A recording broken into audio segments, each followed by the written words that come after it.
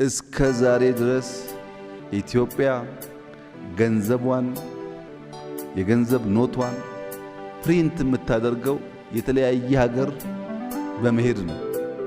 ይሄ አደገኛ ነገር ነው። እነዚህ ሀገራት ለኛም ለሌላውም የመስጠት የሞራል እንጂ ምንም ምንቆጣጠርበት መንገድ የለም።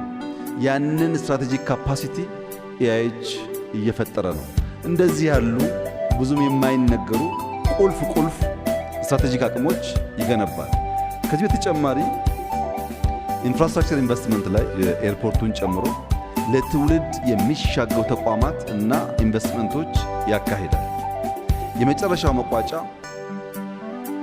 ኢአይኤች ማለት ዛሬ የሚሰራ ዛሬ የሚያተርፍ ለልጆቻችን የምናስቀምጠው ወረት ማለት ነው። ኢትዮጵያ እንደ ኖርዌይ፣ እንደ ዩኤኢ፣ እንደ ኩዌት ትልቅ ሶቨሪን ዌልዝ ገንብታ ልጆቻችን እንደዚያና እንደዚህ ያለ ችግር ቢመጣ ለዚህ ያክል ዘመን ሊያበላቸው የሚችል ሀብት አላት ብሎ መናገር የሚያስችል አቅም ለመፍጠር ነው።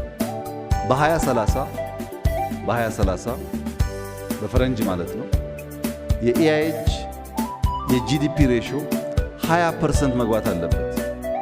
ከአጠቃላይ ጂዲፒያችን 20% ኢአይኤች ሀብቱን ኢንቨስትመንቱን ዳይቨርሲፋይ አድርጎ ገባ ማለት ኢትዮጵያ ካላት አንጡራ ሀብት የተወሰነ ያህሉን ለልጆቿ ለማቆየት የሚያስችል ቁመና እየገነባች ነው ማለት ነው።